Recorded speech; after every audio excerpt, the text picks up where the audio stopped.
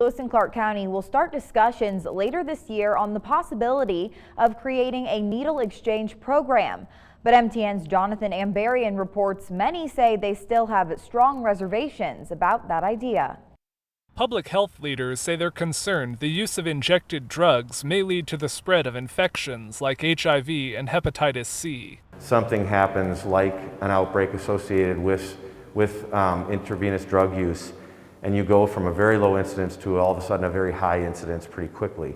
They say one possible way of addressing that risk could be setting up an integrated syringe services program. That would allow drug users to turn in used needles in exchange for clean ones, reducing the chance of contamination. In addition, the program would try to direct users to services like mental health or addiction support. You are providing something that those individuals that are addicted to drugs want. That is clean materials to do drugs. When they are accessing those resources, they then have access to other resources.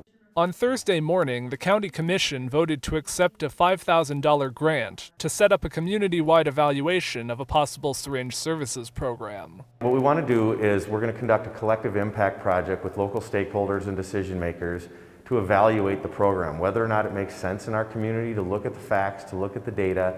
Needle exchange programs have become controversial around the U.S., with opponents saying they are enabling drug use and the negative effects that go along with it. Helena Police Chief Steve Hagan and Lewis and Clark County Sheriff Leo Dutton both said they have serious concerns about the idea, but that they're willing to be part of the discussion. I am going into it with a bias that I've seen the criminality from drug use, and providing needles for the furtherance of that is not something that I'm in support of. But again, I'll keep an open mind, I'll listen to what they say, and then make a decision after that. Several county commissioners also expressed reluctance about moving forward, but they said they want to see the data and hear from the community. I look forward to participating in these conversations.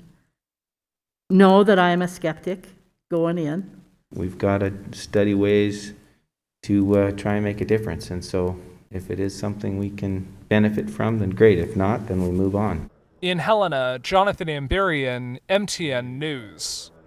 Public health leaders say there are already needle exchange programs in Missoula and in Flathead County.